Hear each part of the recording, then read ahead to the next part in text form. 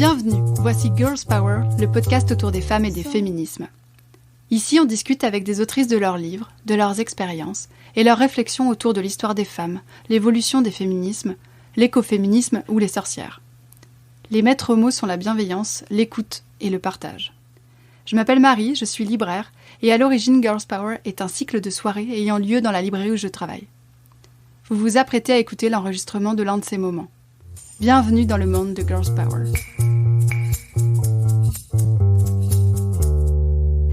Bonjour Céline. Bonjour. Bienvenue au Comptoir des mots et dans le podcast Girls Power. On se connaît pas, mais on s'est donné rendez-vous aujourd'hui parce que tu viens d'écrire un livre, un très bon livre, sur les femmes dans le monde du travail, avec un titre assez parlant, je trouve, mais on y reviendra.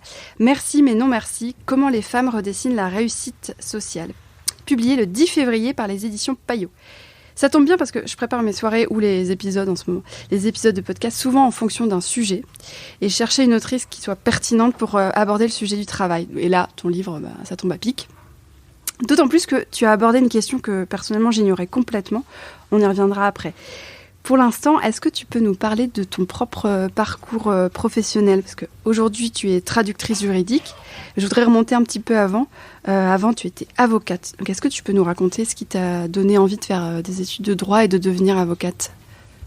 Alors, bonjour d'abord, Marie, merci de m'avoir invitée, je suis ravie d'être là. Je dois dire que c'est mon premier podcast, donc soyez indulgents. Oh, très honorée au contraire. Alors, mon parcours, donc moi j'ai toujours été plus littéraire que scientifique, donc ça déjà c'était acquis. En revanche, j'avais pas du tout de vocation d'avocate je ne savais pas que j'allais faire du droit. Mais j'avais aussi un attrait pour les langues, puisque avec ma famille on est parti vivre aux États-Unis pendant 1 an, pendant mon année de 5e, donc j'ai appris l'anglais. Et donc l'anglais a toujours été une force et quelque chose que je voulais garder. Donc après mon bac, je me suis demandé ce que je pourrais faire tout en gardant l'anglais et en ayant un aspect plus littéraire que scientifique.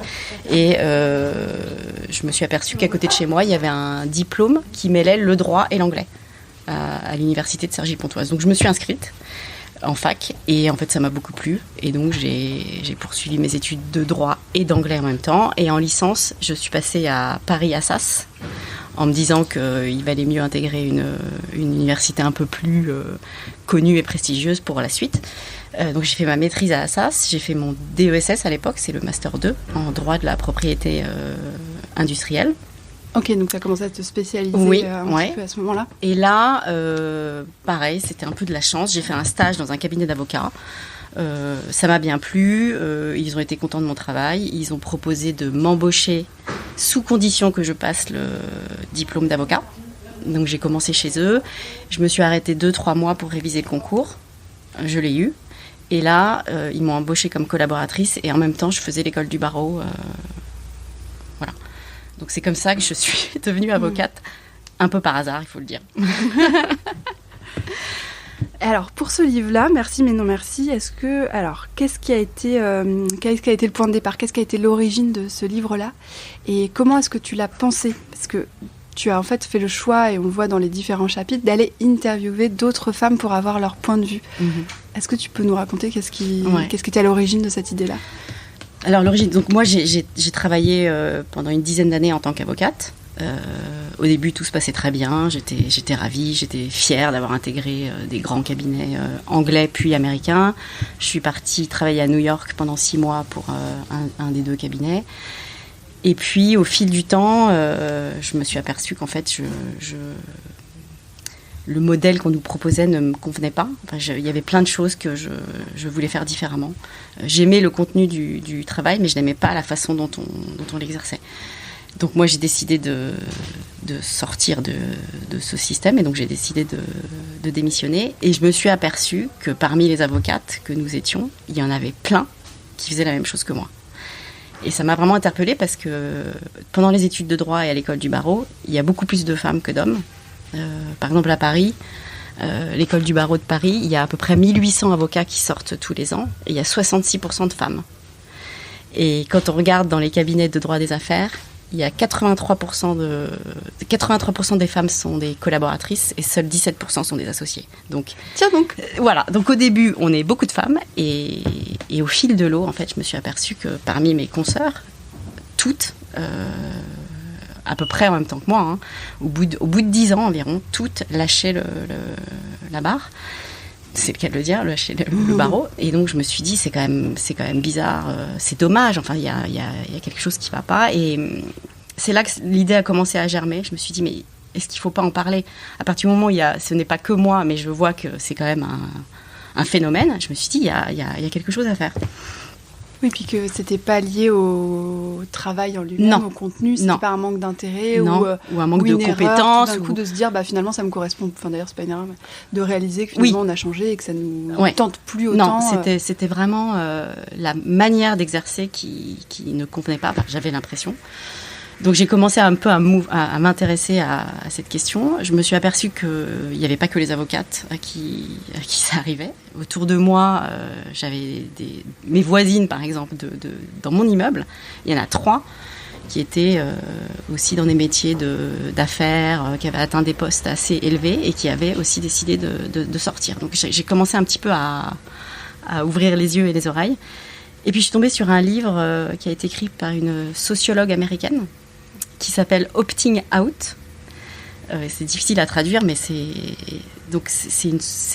une étude. Elle a interviewé 50 femmes, environ 50 femmes aux États-Unis, qui avaient aussi des belles carrières et qui ont arrêté de travailler. Alors, les Américaines, elles arrêtent de travailler complètement. C'est-à-dire qu'elles rentrent à la maison, elles s'occupent des enfants, de la maison, elles arrêtent de travailler. Donc, ce livre m'a confortée dans mon idée qu'il y avait quelque chose, quoi.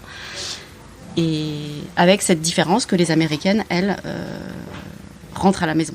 Ouais, alors que c'est pas une reconversion ou un changement de travail ou inventer une autre façon de faire le même travail. C'est carrément de quitter la vie professionnelle. Oui, de sortir. Opter out, c'est vraiment sortir, quoi. Et donc ça, j'ai trouvé ça intéressant. Je me suis dit, mais tiens, c'est drôle, les Françaises ont cette même démarche de sortir du système, mais en revanche, elles ont tendance à...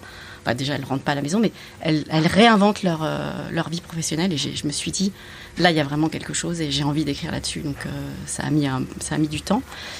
Et je pense que j'ai eu besoin d'aller vérifier, en fait, auprès d'autres. J'ai eu besoin de l'énergie et puis peut-être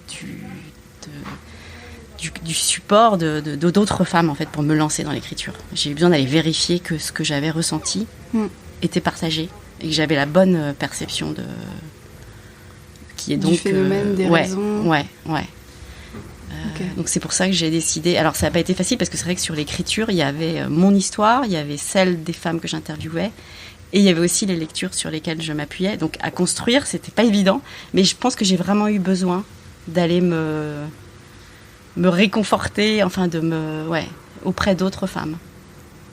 Mais moi, je trouve que effectivement, j'imagine que ça n'a pas dû être évident dans l'écriture, mais par contre, ça a beaucoup de sens, en fait, de l'avoir construit comme ça, d'avoir une espèce de 3 points de vue, c'est-à-dire le point de vue de ces femmes que tu interviews, ton point de vue à toi par ton histoire et tes réflexions, et les essais, les ressources documentaires, parce que finalement, tu as lu pas mal de choses et tu cites pas mal d'ouvrages, comme Opting Out et d'autres, même des revues et d'autres livres, même si, effectivement, ça ne m'étonne pas ce que tu dis, il y a assez peu de choses en français, finalement. Oui. Sur ce sujet-là, c'est encore assez inexploré. Ça va être ton livre le premier. Il n'y a pas de chiffres, parce que c'est difficile, en fait, de savoir qui... Alors, si, on connaît le chiffre des avocates qui se font omettre du barreau. Ouais. Donc, ça, on sait... Alors, se faire omettre, parce que moi, je l'ai découvert dans ton livre, mais je ne savais pas ce que c'était. Est-ce que tu peux... Donc, quand on est inscrit au barreau, on peut se faire omettre si on a envie de devenir juriste d'entreprise ou de ne plus exercer la profession. On se fait omettre, ça veut dire qu'on est... on est un peu en sommeil, quoi. On peut toujours se réinscrire, donc on n'est pas supprimé ou banni du barreau. C'est juste c'est une décision volontaire. Et donc on s'aperçoit que les femmes, dans les 10 premières années d'exercice, il y a 30% des femmes qui sortent, qui se font omettre du barreau. Ce qui est quand même énorme. C'est beaucoup.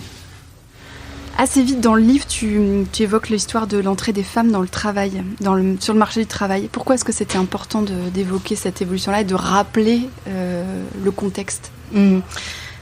Alors moi, j'ai toujours été intéressée par la métaphore des vagues. Pour le féminisme, on parle beaucoup de vagues. Première vague. Alors la première vague, si j'ai le temps d'un peu de rappeler, la première vague féministe, c'est celle qui commence à la fin du 19e et qui va à peu près jusqu'en 1930. C'est l'acquisition des droits civils et civiques, c'est le droit de vote principalement. Ensuite, il y a la deuxième vague qui commence autour des années 60. Là, c'est la revendication c'est l'émancipation du corps, c'est le droit à l'avortement, c'est le droit à la pilule, c'est aussi l'égalité professionnelle qui est inscrite dans une loi en 72. La troisième vague, elle arrive dans les années 90, et là, il y a des nouvelles revendications. Le féminisme s'ouvre et devient intersectionnel, donc il essaie de s'ouvrir aux autres minorités homosexuelles, donc lesbiennes, transgenres, mais aussi personnes de couleur, etc. On essaie d'avoir un féminisme plus inclusif. Et là, ce qui est intéressant aussi, c'est qu'en ce moment, on parle de quatrième vague, avec l'émergence grâce à Internet, en fait, des dénonciations de comportements sexistes sur les réseaux sociaux, etc. On voit vraiment un renouveau du sujet avec MeToo, etc. Et donc, je trouve ça intéressant qu'on soit dans une nouvelle vague.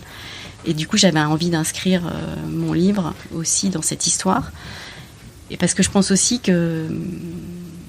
Enfin, j'ai réalisé... Moi, j'ai interviewé des femmes qui sont nées entre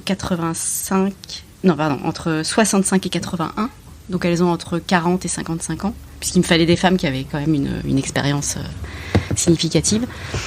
Et je pense que l'évolution du travail féminin est très générationnelle. Donc je trouve ça intéressant. Les femmes que j'ai interrogées, c'est vraiment les filles de leur mère, de certaines mères. Ce sont aussi les filles de leur père.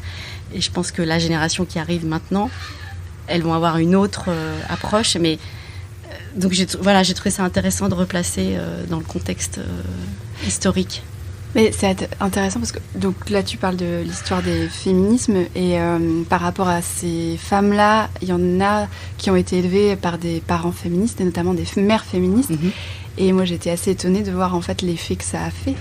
Parce que finalement, il y en a qui ont senti... C'était une éducation avec des conséquences à double tranchant, parce que finalement, certaines mères, ça leur a fait l'effet d'une pression de réussir là où leur mère n'avait pas pu réussir. Ouais.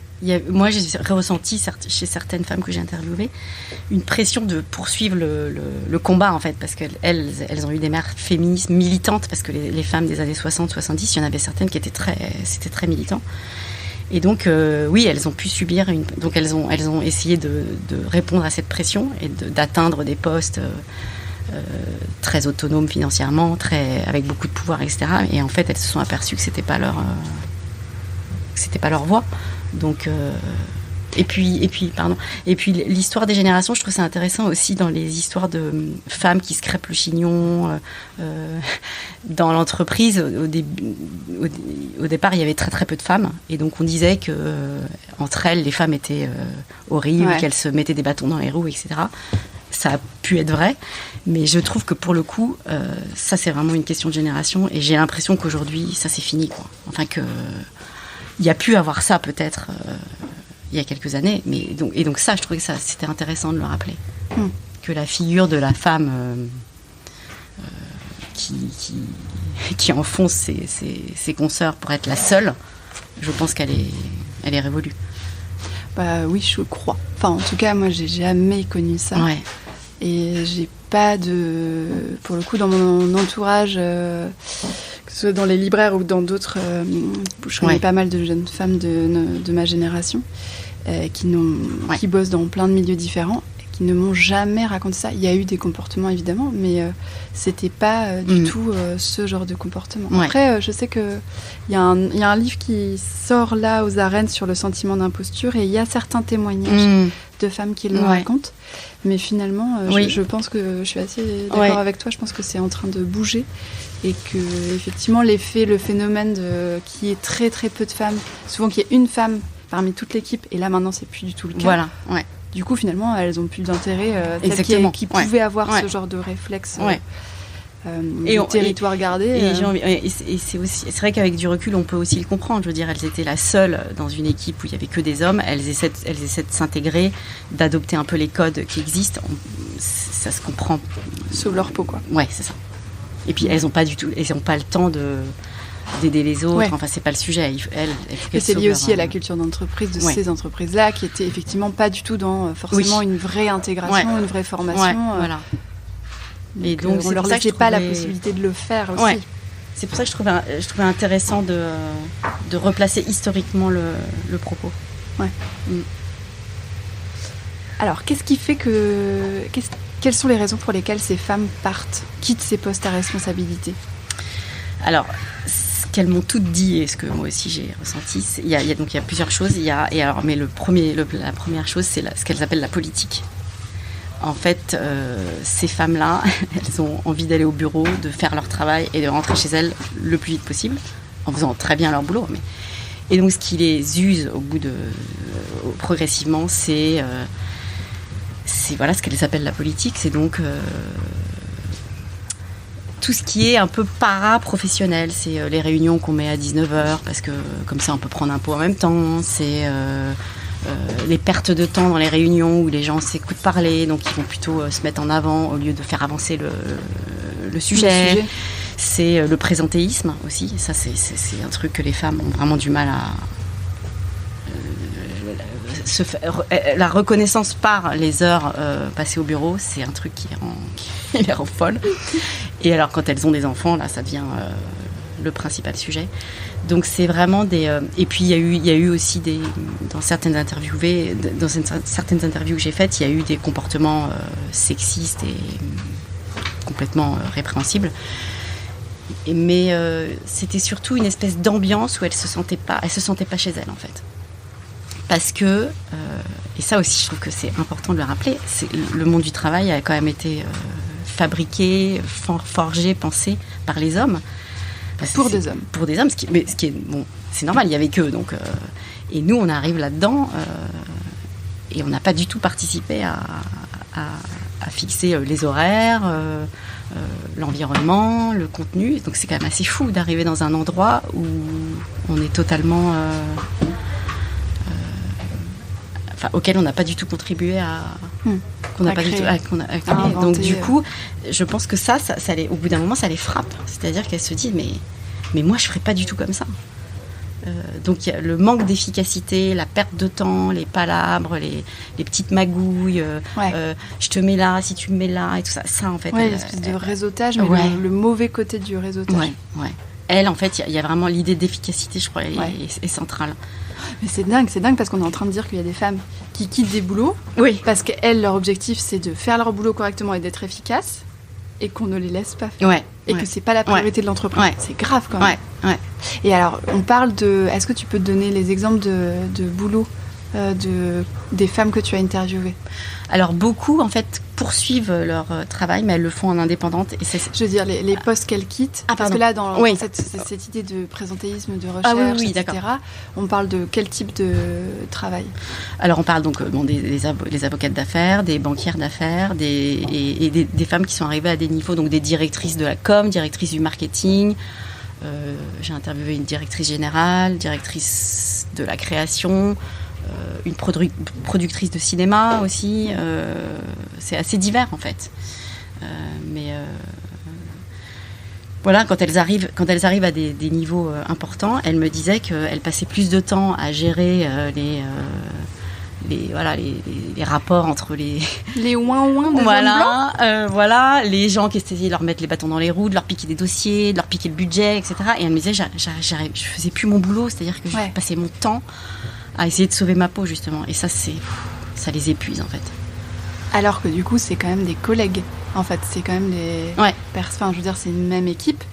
Oui, qui vont normalement dans le même sens. Qui se tirent la bourre et... Donc à nouveau, c'est pas le travail en soi, c'est plus l'environnement, la manière dont il est fait. Et ces espèces d'habitudes où si on part à 18h, on se prend la petite phrase, tu prends ton après-midi et tout. C'est possible. C'était un mythe, c'était une légende. C'est vrai. C'est dingue. C'est vrai. Okay. Donc voilà, ça. Nous, c'est tellement pas ce qu'on vit vu qu'on est e-commerce et on ferme à 20h. On travaille le samedi et le dimanche, donc c'est très loin de ce que nous, on peut connaître en tant que libraire. Ouais. C'est sidérant. Donc, et voilà, je trouve que j'ai trouvé qu'elles avaient quelque chose à dire et à apporter sur ce fonctionnement. Et il me semble que les jeunes générations, les hommes notamment, ont beaucoup plus de mal aussi à accepter ces codes de rester tard le soir pour rester tard le soir, la police. Alors attends, on y reviendra après. Avant, qu'est-ce qu'elles modifient ? Parce que du coup, elles font le constat que là, c'est totalement aberrant comme façon de travailler et qu'il y a une vraie perte d'efficacité, entre autres. Du coup, elles quittent ces boulots-là. Mais qu'est-ce qu'elles font ? Qu'est-ce qu'elles modifient si elles continuent à travailler ? Alors souvent, elles restent dans le même secteur, mais elles s'installent comme indépendantes ou elles s'associent entre femmes. Donc, donc ça, c'est la deuxième partie de mon livre. Il y a un peu trois axes dans lesquels il y a la sororité. Tiens donc. C'est marrant parce que c'est un terme dont on ne parlait pas beaucoup jusqu'à il y a 1 ou 2 ans, ou peut-être un peu plus. Je pense qu'elle existait dans la vie personnelle. Il y avait, mais dans le milieu professionnel, j'ai trouvé que c'était super intéressant parce que j'ai remarqué. Alors déjà, moi, à titre personnel, je travaille avec 7 femmes. On est 8 associés. Parce que du coup, alors quand tu es partie, j'ai fondé un cabinet de traduction juridique. Il se trouve, c'était pas voulu qu'on soit que des femmes, mais il se trouve qu'on est que des femmes. Et ça fait 10 ans que je fais ça. Ça se passe super bien. C'est un plaisir de tous les jours. Donc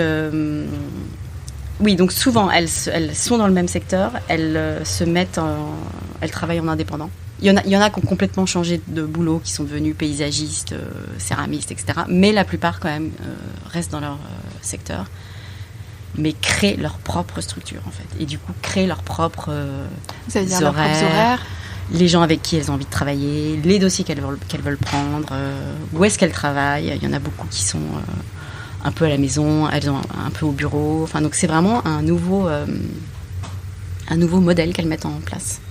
Puisque tu évoques aussi dans justement le temps de travail et les horaires, c'est qu'elles peuvent aussi fractionner et s'arrêter, bosser le matin, s'arrêter 4 heures l'après-midi, faire autre chose, complètement différent, et puis reprendre 2 heures.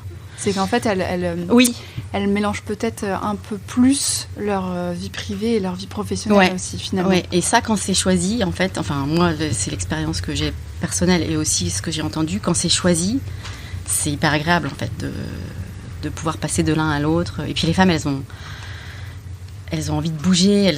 J'ai l'impression que rester au bureau de 9h du matin à 22h, en l'occurrence, entre 4 murs, c'est difficile, quoi. Elles ont besoin de se nourrir. De toute façon, en termes de concentration, on le sait que c'est impossible. Est-ce que c'est plus féminin que masculin ? Je ne sais pas, mais j'ai remarqué qu'elles avaient envie. Voilà, Et dans mon livre, je cite un autre livre d'une américaine qui s'appelle Clarissa Pinkola Estes, qui a écrit un livre avec un titre un peu qui s'appelle Les femmes qui courent avec les loups. Histoire et mythe de l'archétype de la femme sauvage. Et il y a une citation, je ne sais pas si je peux, qui moi, justement dans cette histoire de redéfinir les espaces de travail, cette citation m'a vraiment inspirée. Donc elle dit: une femme saine est comme une louve, robuste, dotée d'une immense force vitale, débordante d'énergie, donneuse de vie, consciente de son territoire, inventive, loyale, bougeant beaucoup. Séparée de sa nature sauvage, sa personnalité s'affaiblit, s'étiole, devient spectrale. Et là, je me suis dit, mais la femme qu'on enferme dans un bureau de 9h à 22h, c'est ça, elle s'étiole en fait. Elle a besoin de... La femme a besoin de bouger, de passer d'une vie à l'autre, de mélanger tout, de faire un grand bazar, mais ça, en fait, ça la nourrit, quoi. Donc si je veux reprendre un peu le fil de ce que je disais, donc 3 piliers et la sororité. Moi, je pense que ça, c'est quelque chose de nouveau et qu'on est en train d'expérimenter et qui va nous porter très loin. Enfin, moi, je pense que le 21e siècle sera féminin, je pense. C'est féminin ou en tout cas avec des valeurs dites, soi-disant féminines. Voilà. En tout cas, qui vont être beaucoup plus présentes. la sororité, la redéfinition des espaces et des temps de travail. Et le dernier aspect, c'est l'attrait du collectif. Ce que j'ai appelé l'attrait du collectif, c'est que les femmes ont besoin de travailler en équipe, à nouveau de se nourrir les unes des autres, de transmettre aussi. Elles sont pas individualistes. Elles ont besoin dans le travail, en tout cas, elles ont besoin d'un répondant, de s'ouvrir à l'autre. Enfin, donc il y a l'idée de s'ouvrir à l'autre et de. Oui, et puis contrairement à ce que tu disais tout à l'heure par rapport justement au fait de se tirer entre les pattes et d'essayer de récupérer un dossier, au contraire, elles vont être beaucoup moins dans l'ego et dans plus, la réussite personnelle et plus dans la réussite sur ce dossier, et donc quitte à passer le dossier à quelqu'un d'autre qu'elles estiment plus compétent qu'elles sur ce sujet. Toujours dans un souci d'efficacité. Elles vont aller vers l'intérêt du sujet, du dossier sur lequel qu'elles ont à traiter, et donc choisir la meilleure personne, y compris si elles sont lucides sur le fait que c'est pas forcément elles. Voilà, c'est-à-dire mettre son intérêt personnel de côté si ça sert l'intérêt du dossier, de l'entreprise, de l'efficacité à nouveau. Je suis atterrée parce qu'à la fois ça me paraît tellement être la base. Et en fait, c'est un fonctionnement qui est extrêmement sain. Mais c'est grave d'être obligé de sortir du salariat classique pour pouvoir faire ça. Oui, et puis surtout, moi je trouve que le monde du travail, on en parle toujours avec un vocabulaire un peu guerrier, ou sportif, etc. Mais est-ce qu'on a vraiment besoin d'être tout le temps dans la confrontation, dans le conflit, dans... je prends ta place, j'essaie de te dégommer. Non, enfin, on peut travailler en bonne intelligence et ça peut être agréable surtout. Enfin, moi, et productif, agréable pour tout le monde, en ayant des résultats. Ça peut être satisfaisant, ça serait bien d'être satisfait au travail, quoi. D'être heureux, que ça soit agréable de travailler. Je ne sais pas pourquoi ça doit être forcément dur, hostile. Donc voilà. Donc elles ont redéfini, c'est principalement avec ces 3 aspects, et ça fait déjà quelques années que les femmes que tu interviewais ont choisi ça, et les résultats sont là. Oui, elles sont épanouies, elles sont heureuses, elles ont l'impression de donner du sens à ce qu'elles font, parce que ça aussi c'est revenu beaucoup. C'est que la réussite sociale, finalement, est-ce qu'il n'y en a pas plusieurs des réussites sociales, parce que la réussite sociale comme on la voit dans ces milieux-là, c'est le pouvoir, l'argent, c'est principalement ça. Et ces femmes-là, elles disent non, mais nous, la réussite sociale, c'est pas ça. La réussite sociale, c'est de réussir nos vies multiples et d'arriver à équilibrer le tout et de faire bien notre boulot, mais aussi de faire bien notre vie de mère, d'amis, d'être humain. Voilà. Donc elles redéfinissent aussi la réussite. Et donc pour elles ont réussi. Ouais. Et ça, c'est quand même titre, du coup. Et ça, c'est sympa. Elles disent, mais moi, je suis là où je voulais être. J'ai réussi. Et voilà ce que c'est. Voilà. La réussite aussi. Ouais. Et alors ce titre, justement, quand tu dis donc le merci mais non merci, comment les femmes redessinent la réussite sociale, donc là on comprend très bien. Et alors le merci et non merci, est-ce que tu peux le merci mais non merci, en fait c'était une discussion avec mon éditrice. On discutait un peu à bâton rompu, etc. Et à un moment je lui ai dit non mais tu vois, en fait on y est allé, on est arrivé pas au sommet, mais je veux dire on est quand même arrivé presque en haut. On a vu et en fait on a dit non, on n'en veut pas. Et je lui ai dit en anglais, thanks but no thanks, parce que ça se dit pas mal. Et là, elle m'a dit, c'est ça. C'est ça. Ouais. Et ça c'est vrai. Illustre bien ce sentiment-là. Merci, mais non merci, c'est que l'évolution du féminisme a fait qu'aujourd'hui, toutes les femmes peuvent accéder à tous les postes. Et ça, c'est quand même... disons qu'elles ont sur plus le papier, de chance. Ouais, c'est ça, sur le papier. Et puis, il y en a qui commencent quand même à monter. Donc, c'est génial. Donc sur le papier, elles peuvent y arriver, mais une fois là-haut, en fait, elles se disent mais attends, en fait c'est ça la réussite sociale, mais moi c'est pas celle que je veux. Donc c'est aussi, on en revient à l'histoire du féminisme, c'est qu'on est à un point où on n'est plus en train de rattraper ce qu'avaient les hommes, mais on est en train de dire l'égalité c'est ça, mais en fait ce à quoi on aspire n'est pas forcément de faire la même chose. On veut pouvoir faire ce qu'on veut. Donc c'est dépasser l'égalité, c'est de dire bon, ok, merci, hein, on a eu tous les droits que vous aviez vous, mais en fait nous on voudrait autre chose. Donc c'est assez génial en fait d'arriver à un point où on peut choisir ce qu'on veut et choisir ce qui nous convient, quoi. Ce qui nous enthousiasme. Là on redéfinit. Définit notre monde avec nos règles, nos entreprises, notre façon de voir effectivement le travail. Et qui peuvent et qui, j'espère aussi, pourront inspirer les autres, les... Mais justement, tu parlais de ton chapitre l'attrait du collectif. Moi, j'ai relevé un passage. Tu écris je suis d'avis, n'en déplaise aux défenseurs de la théorie du genre, que les femmes, dans certaines situations, font les choses différemment des hommes, ne serait-ce que parce que c'est la première fois qu'elles sont amenées à les faire. Dans ce chapitre, tu évoques les travaux de Camille Froide-Vaumétry, qu'on avait reçus dans Girls Power, et de la psychanalyste américaine Nancy Chodorow, qui considère que les femmes sont des, je cite, individus anti-individualistes. Entre autres parce qu'elles ont des enfants, mais c'est pas le cas de toutes les femmes.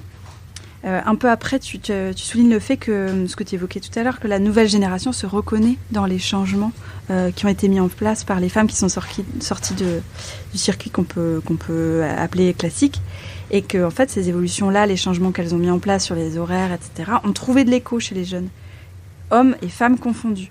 Donc moi, je pense que finalement, le fait de faire les choses différemment n'a pas forcément à voir avec le genre, finalement. Parce que là, il s'avère que les exemples de changement sont impulsés et incarnés par des femmes, mais si les jeunes générations, hommes comme femmes, s'y reconnaissent, c'est peut-être finalement que c'est lié au vécu de ces femmes-là qui ont grandi et vécu dans une société hyper sexiste, ce qui est le cas, mais dans 20 ans, ça n'aura rien à voir, quoi.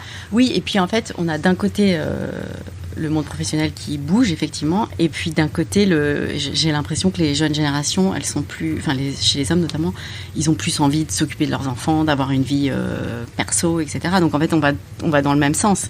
Et oui, je lisais aussi pas mal d'études où en fait les jeunes, j'ai lu une étude, il y a Deloitte qui a fait une étude sur les millennials en 2018, disait que 83% des jeunes veulent que leur entreprise, le critère de sélection d'une entreprise dans laquelle ils aimeraient travailler, ce n'est pas seulement la performance économique, ils attendent de leur entreprise qu'elle œuvre aussi pour le bien social, qu'elle développe la diversité, la mixité dans leurs équipes. Enfin, ils sont beaucoup plus regardants aller au-delà de l'économique pour faire le bien socialement et apporter quelque chose à la société, quoi. Donc, à nouveau, la question du sens, je pense que pour c'est eux, une question qui est beaucoup plus large que juste l'organisation du travail pour les femmes, quoi. C'est qu'on arrive à un moment où la vie professionnelle et certains milieux, certaines entreprises et la réussite, on est en train de tout redéfinir parce qu'on se rend compte que... et tout ça dans un climat de burn-out, des coachs dans tous les sens, parce que on essaie de... Il y a un développement des coachs en entreprise qui est coach individuel et collectif qui est quand même fou. Moi, j'ai l'impression qu'on est en train de rapiécer, d'essayer de soigner à tous les niveaux l'entreprise, mais ça veut dire quand même qu'il y a un problème. Dans le sens où, du coup, il y a à la fois des salariés qui font appel à des coachs pour pouvoir, dans un but professionnel. Et puis surtout, il y a plein d'entreprises. Les entreprises font appel à des coachs et ils payent des coachs à leurs salariés pour régler les conflits ou les problèmes individuels, mais aussi collectifs. Donc, il y a quand même une prise de conscience. Je trouve qu'il y a Et puis avec la connexion 24/24, etc., les gens sont... la frontière entre la vie privée et la vie professionnelle s'estompe. C'est ça.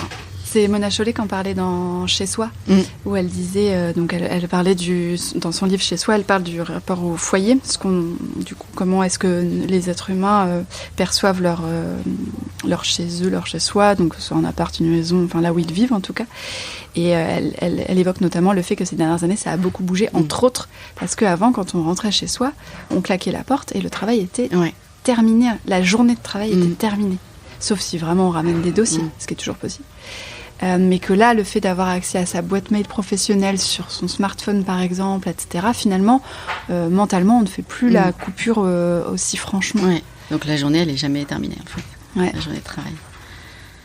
Et en même temps, quand on revient à ce qu'on disait tout à l'heure par rapport au fait de mélanger la vie privée et la vie professionnelle, et que parfois, pour pas mal de femmes, ça a été finalement un peu plus... ça leur correspond mieux. Il y a un truc qui va pas, finalement. Il y a un truc qui va et qui va pas, parce que si ça génère pas mal d'épuisement professionnel et de burn-out, mais que de l'autre côté, il y en a plein qui partent et qui finalement recréent un mélange. Oui, sauf si le mélange à nouveau est choisi. Enfin, moi, je pense que s'il est assumé et choisi, c'est ça. Moi, j'adore mélanger mes vies, en fait. J'adore passer un peu de temps avec ma fille, etc. Et puis après, je sais que le soir, du coup, je vais rebosser beaucoup. Mais j'aime, en fait, ce mélange. Comment tu fais, du coup ? Est-ce que dans ta semaine, tu te dis, bon, allez, cette semaine, je travaille lundi, mardi, machin. Non, alors... Ou est-ce que c'est dans la journée, tu te dis, bon, alors attends, du coup... Ouais, moi, c'est vraiment... Alors, mais parce que moi, j'ai un métier qui me permet de le faire. C'est-à-dire, comme je traduis des documents juridiques, je sais à peu près combien de temps va me prendre une traduction. Donc, à l'heure près, je sais, quasiment. Donc, du coup, moi, mes journées, elles s'organisent... Enfin, chaque journée est différente. Et c'est vraiment spontané. Je me dis, bah tiens, là, je vais me prendre 2 heures pour faire autre chose, quitte à retravailler après. Donc, et j'adore. Bon, après, c'est un luxe, hein, mais c'est vrai que d'être travaillé en indépendant, et ça, c'est vrai qu'en France, on a cette chance de pouvoir... On a plein de statuts qui nous permettent de travailler en indépendant. C'est de pouvoir faire ça, quoi. Ouais. Mais et ce que je disais aussi dans le livre, c'est que la sororité, enfin le travailler entre femmes, ça permet aussi une plus grande responsabilisation, je trouve, parce qu'à partir du moment où on se fait confiance, on est bienveillante, etc. On n'a pas à se rendre des comptes. Enfin, je veux dire, nous, on est 8, par exemple. On se dit jamais, tiens, aujourd'hui, je vais pas travailler, etc. On s'en fiche. On se dit, tiens, est-ce que l'une peut faire ce dossier ? Donc, il y en a une qui le prend, qui dit, oui, moi, je le prends. Si l'autre peut pas, on va pas lui dire, ah, mais pourquoi tu peux pas ? On sait que si celle qui prend le dossier, ça sera fait parfaitement, mais il n'y a pas de se rendre des comptes sur qui fait quoi, quand. C'est pas l'intérêt. Désolée, moi j'ai un podcast ce matin, oui, donc du coup je vais arriver un peu plus tard. On s'en fiche. L'essentiel, c'est qu'on a confiance et qu'on sait que le boulot sera fait, que ce sera bien fait. Et donc cette idée aussi de responsabiliser les gens, je pense que c'est super important, quoi, d'arrêter de les fliquer, Là, on le voit bien là, avec le développement du télétravail, on voit bien qu'il y a eu pas mal de sociétés qui étaient hyper frileuses parce qu'en fait, elles ont peur si elles n'ont pas les salariés sous la main, elles ont peur qu'ils fassent n'importe quoi, qu'ils regardent Netflix, mais pas du tout. Enfin... Et puis en plus, ils peuvent regarder Netflix du moment que le boulot il est fait. Exactement. En fait, peu importe à quelle heure c'est fait. Qu'est-ce que ça peut faire ? Ouais. Donc ça, ça évolue aussi. Puis alors là, avec le Covid, le télétravail, ça s'est accéléré beaucoup plus rapidement que prévu. Mais ça peut être intéressant aussi de voir si les salariés sont plus épanouis quand ils ont même un jour de télétravail. Est-ce que ça leur permet pas de souffler, à nouveau de faire un peu autre chose, de se nourrir d'autre chose, ou de faire différemment. Et puis après, c'est aussi être en accord avec son rythme. Il y en a entre il y en a qui travaillent la nuit. Voilà, c'est ça. Et ça, je pense que la formule 9h, 19h, tous les jours du lundi au vendredi, sachant qu'en plus on est connecté 24/24, est-ce qu'il ne faut pas repenser un petit peu Mais ça, ça revient à Je m'étais fait une réflexion parce que il y avait pas mal de femmes que tu cites et qui ont pris le temps pour faire la transition quand elles ont changé et qu'elles sont devenues indépendantes. Elles ont pris le temps, elles ont quitté leur boulot et elles ont pris quelques mois pour soit réfléchir, soit justement prendre le temps de créer ce projet-là. Mais économiquement, il faut avoir la capacité de le faire parce que ne pas travailler pendant quelques mois, beaucoup de femmes qui ne peuvent pas le faire. Sûr, c'est compliqué, quoi. Ouais. Dans ce cas-là, moi, je pense qu'il faut tirer parti des formations qui sont proposées en entreprise, parce qu'en France, il y a quand même pas mal de choses qui sont proposées. Faire des bilans de compétences, parce que ça, je pense que c'est assez développé aussi, et c'est financé par la boîte. Les réseaux féminins, s'il y en a dans leurs entreprises, parce que ça, c'est quelque chose qui s'est beaucoup développé aussi. Essayer de voir en fait ce que font les autres, essayer de voir si elles peuvent si elles peuvent exercer leur métier de manière indépendante. Le statut d'auto-entrepreneur permet d'être salarié, mais d'avoir une petite activité entrepreneur à côté. Donc pourquoi pas et puis voilà, et puis surtout s'ouvrir, voir ce que font les autres. Faire un travail de recherche. Ouais. Parce que ça, que font leurs collègues, est-ce qu'il y en a qui se sont installés à leur compte, est-ce que... Tu cites Sheryl Sandberg dans ton livre. Oui. C'est intéressant d'ailleurs parce que tu dis que tu l'as lu son livre. Donc c'est le livre, c'est En avant toutes. Et que tu l'as lu à 2 moments différents et que finalement tu n'as pas eu la même lecture. C'est marrant quand même de voir... Moi, on le voit dans le livre, je pense que j'ai vraiment eu une évolution personnelle aussi. C'est-à-dire qu'au début, j'étais en colère, je me disais mais c'est moi qui ai un problème, j'ai la possibilité de réussir professionnellement selon l'ancienne définition et je suis pas contente, c'est quoi le... Donc j'étais un peu dans cette idée-là. Donc quand j'ai lu son livre, je me suis dit non mais alors en plus elle nous remet une couche en nous disant il faut se battre encore plus, c'est ça. Mais pourquoi il faudrait se battre? Je veux dire, à nouveau, pourquoi il faut se battre dans le boulot? Pourquoi ça peut pas être sympa et bienveillant?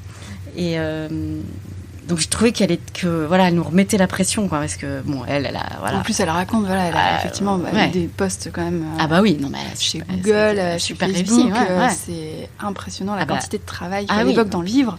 Waouh, je me suis demandé à quel moment elle dormait. Ouais, c'est ça. Et après je l'ai relu.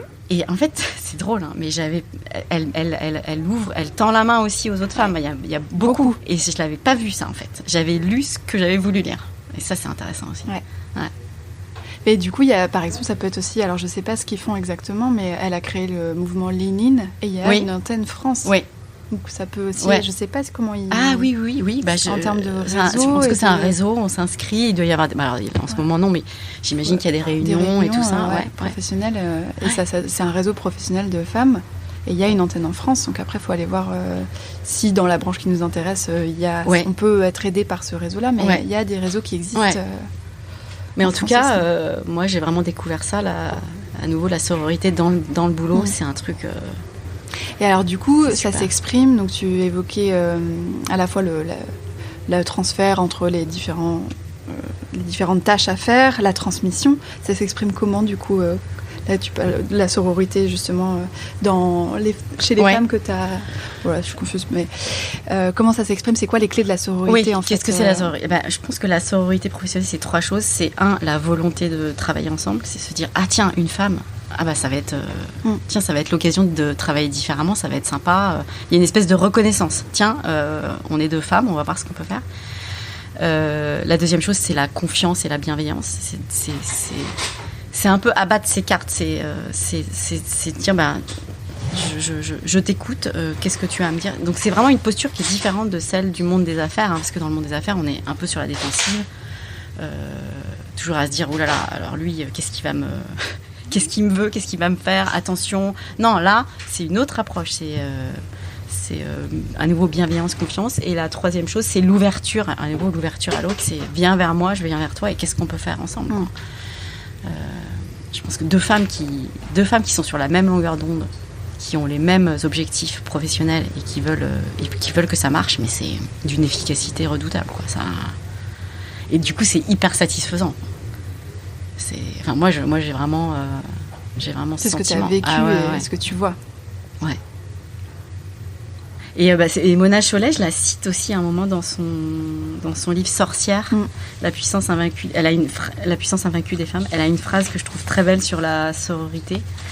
Elle dit: dans cette façon qu'ont les femmes de se tendre la main, de se faire la courte échelle, de façon délibérée ou à leur insu, on peut voir le contraire parfait de la logique du plein la vue. Et ça, c'est magnifique. Parce que c'est ça. Je suis pas là pour me mettre en valeur, pour me mettre en avant, pour moi. Non, on est là, le professionnel, on a un objectif, il faut le faire.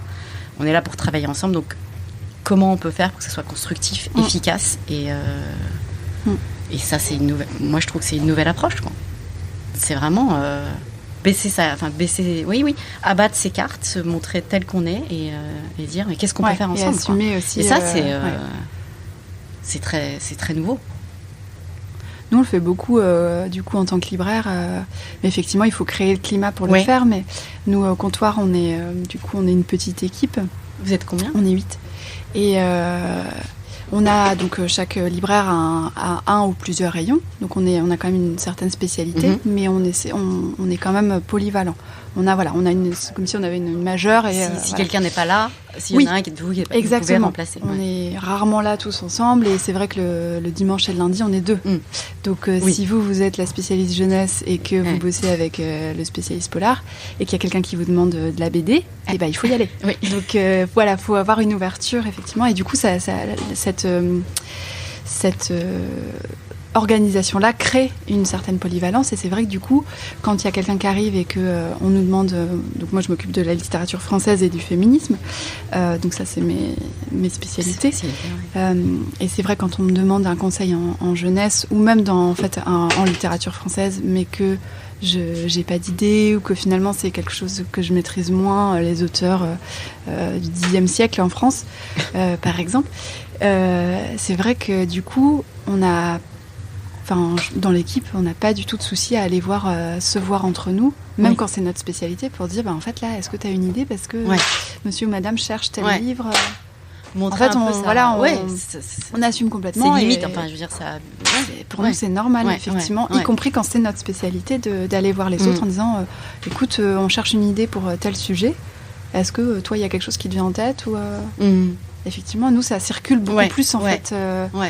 Après, nous, on n'a pas des dossiers qui nous prennent 3 mois. En fait, on a quelqu'un qui vient, il faut trouver un livre. Mais c'est un peu la même chose. C'est d'être dans une posture où on ne se met pas en avant. Vous n'allez pas répondre de façon affirmative au client. Ah oui, alors qu'en fait, vous ne savez pas. Si on n'est pas sûr. Donc voilà, c'est la même chose. C'est l'approche qui est différente. On ne se met pas en avant juste parce que la personne qui vient nous a demandé à nous, et que comme nous, on est spécialiste de littérature, c'est à nous de répondre. C'est ça. Non.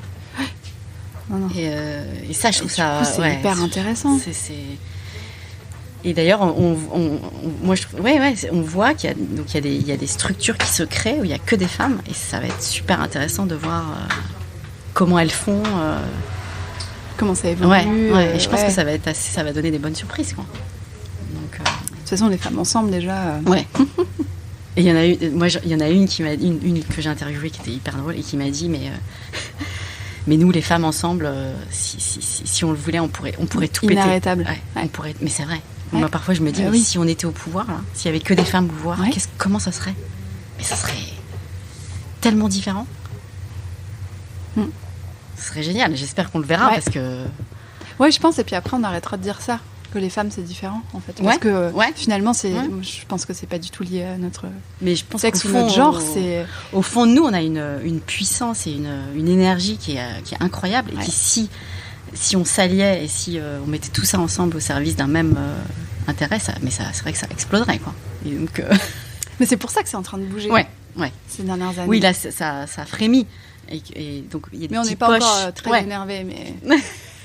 Non, mais même sans être énervé, je pense vraiment juste en se mettant ensemble, quoi. Ça peut être volcanique. Donc ça, c'est... Est-ce que avec quelques années de recul, pour faire changer les choses, est-ce que les quotas, par exemple, ça fonctionne ?